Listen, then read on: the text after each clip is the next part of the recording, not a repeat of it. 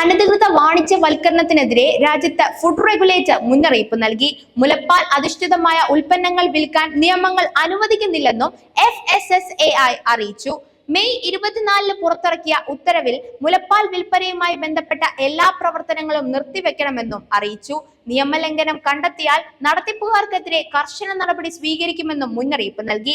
മുലപ്പാൽ സംസ്കരിക്കുന്നതിനോ വിൽക്കുന്നതിനോ ആർക്കും ലൈസൻസ് നൽകിയിട്ടില്ലെന്ന് ഉറപ്പാക്കാൻ സംസ്ഥാന കേന്ദ്ര ലൈസൻസിംഗ് അധികൃതരോടും ആവശ്യപ്പെട്ടു. മുലയൂട്ടുന്ന അമ്മമാരിൽ നിന്ന് പാൽ ശേഖരിച്ച് വിൽക്കുന്ന മിൽക്ക് ബാങ്കുകൾ സ്ഥാപിച്ചതോടെ മുലപ്പാലിന്റെ ഓൺലൈൻ വിൽപ്പന കുതിച്ചുയർന്നിരുന്നു. ഓൺലൈനിൽ മുലപ്പാൽ ഉൽപ്പന്നങ്ങൾ തിരയുന്നതും സോഷ്യൽ മീഡിയകളിൽ പരസ്യം വരുന്നതും വർദ്ധിച്ചിരുന്നു. ആരോഗ്യമുള്ള ദാതാക്കളിൽ നിന്ന് ശേഖരിക്കുന്ന പാൽ പ്രോസസ് ചെയ്ത് ശീതീകരിച്ചാണ് വിൽപ്പനയെന്നും പറയുന്നു. സർക്കാർ ആശുപത്രികളോട് ചേർന്നുള്ള മിക്ക പാൽ ബാങ്കുകളിലും സാധാരണമായി ഇത് സൗജന്യമായാണ് നൽകുന്നത്.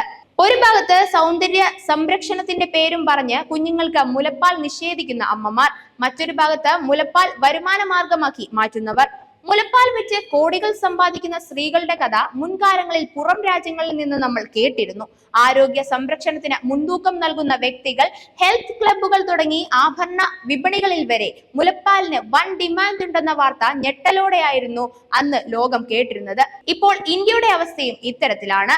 രാജ്യത്ത് മുലപ്പാൽ വിൽപ്പന വർദ്ധിക്കുന്നുവെന്നാണ് റിപ്പോർട്ടുകൾ.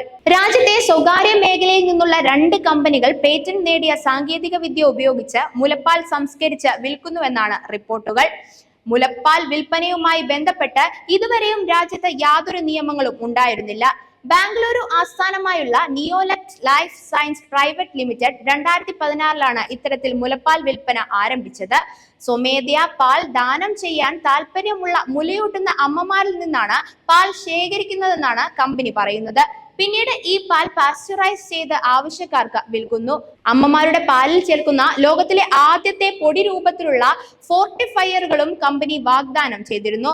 2021 പ്രവർത്തനം ആരംഭിച്ച മൊഹാലി ആസ്ഥാനമായുള്ള നെസ്ലാക് ബയോസയൻസസ് പ്രൈവറ്റ് ലിമിറ്റഡ് ആണ് മുലപ്പാൽ വിൽപ്പന നടത്തുന്നതിൽ രണ്ടാമൻ. ഇവർ ശേഖരിക്കുന്ന പാൽ പൊടിയാക്കിയാണ് വിൽപ്പന. പാലിന്റെ ഗുണനിലവാരം പരിശോധിക്കാനുള്ള സാങ്കേതിക വിദ്യ തങ്ങൾക്കുണ്ടെന്ന് അവകാശപ്പെടുന്ന കമ്പനി പാൽ ബാങ്കുകൾ സ്ഥാപിക്കാൻ ആശുപത്രികളെ സഹായിക്കുന്നുവെന്നും പറയുന്നു. 2 കമ്പനികളും പാലിന്റെ പോഷകമൂല്യം നിലനിർത്തുന്നു എന്ന് അവകാശപ്പെടുന്നുണ്ട്. മാസം തികയാതെ ജനിക്കുന്ന കുട്ടികൾക്കും മറ്റും തങ്ങളുടെ ഉൽപ്പന്നം മികച്ചതാണെന്നാണ് ഇരുവരുടെയും അവകാശവാദം. അതേസമയം മുലപ്പാൽ വിൽപ്പന ഇതിനോടകം നിരവധി ധാർമ്മിക ചോദ്യങ്ങൾ ഉയർത്തിയിരുന്നു. മുലപ്പാൽ ഉയർന്ന വിലയിട്ട് വിൽക്കുന്നതാണ് പലരെയും ചൊടിപ്പിച്ചിരുന്നത്. പാവപ്പെട്ടവരെയും മുലയൂട്ടുന്നവരെയും ഗ്രാമീണ സ്ത്രീകളെയും ചൂഷണം ചെയ്യുന്നതാണ് മുലപ്പാൽ വിൽപ്പനയെന്ന ആക്ഷേപം ഉയർന്നിരുന്നു. പലരെയും പറ്റിച്ച് സൗജന്യമായി പാൽ സ്വന്തമാക്കുകയും ഇത് പണക്കാർക്ക് ഉയർന്ന വിലയ്ക്ക് വിറ്റ് ലാഭമുണ്ടാക്കുന്നുവെന്നും വിമർശനങ്ങൾ ഉണ്ടായിരുന്നു. ഇൻഫെക്ട് മിൽക്ക് സബ്സ്റ്റിറ്റ്യൂട്ട് ആക്ട് അനുസരിച്ച് കമ്പനികൾ വിൽക്കുന്ന ഉൽപ്പന്നങ്ങൾ ഒരു ഫോർമുലയുടെ കീഴിൽ വരുമെന്ന് കമ്പനികൾ അവകാശപ്പെടുന്നതായി ഒരു കൂട്ടം ഡോക്ടർമാർ പറയുന്നു. നിയമങ്ങൾക്ക് കീഴിൽ മുലപ്പാലിനെ എങ്ങനെ തരം തിരിക്കാം, ആരാണ് നിയന്ത്രിക്കേണ്ടത് എന്നീ കാര്യങ്ങളിലാണ് വ്യക്തതയില്ലാത്തത്. വിദേശ രാജ്യങ്ങളിലും മറ്റും മുലപ്പാൽ വിൽപ്പന വർഷങ്ങളായി നടക്കുന്നുണ്ട്.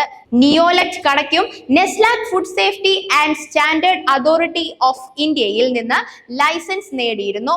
എന്നാൽ ചോദ്യങ്ങൾ ഉയർന്നതോടെ 2022 ഏപ്രിൽ സെപ്റ്റംബർ മാസങ്ങളിൽ ലൈസൻസുകൾ റദ്ദാക്കി. കർണാടകയിലെ ആയുഷ് ഡിപ്പാർട്ട്മെന്റിൽ നിന്ന് നിയോലക്ട് അതിന്റെ ഉൽപ്പന്നങ്ങൾ ആയുർവേദ മരുന്നുകൾ ആയി വിൽക്കാൻ ലൈസൻസ് നേടിയിരുന്നു. വാർത്തകളെ തുടർന്ന് ആയുഷ് മന്ത്രാലയം ഇടപെട്ട് 2022 സെപ്റ്റംബറിൽ ലൈസൻസ് റദ്ദാക്കിയിരുന്നു. ആയുഷ് ലൈസൻസ് റദ്ദാക്കിയതിനെതിരെ സെപ്റ്റംബറിൽ നിയോലക്ട് കർണാടക ഹൈക്കോടതിയെ സമീപിച്ചിരുന്നു. കോടതിയിൽ നിന്നും സ്റ്റേ ഓർഡർ ലഭിച്ചതോടെ കമ്പനി ഉൽപ്പന്നങ്ങൾ വീണ്ടും വിൽപ്പനയിൽ സജീവമാവുകയായിരുന്നു.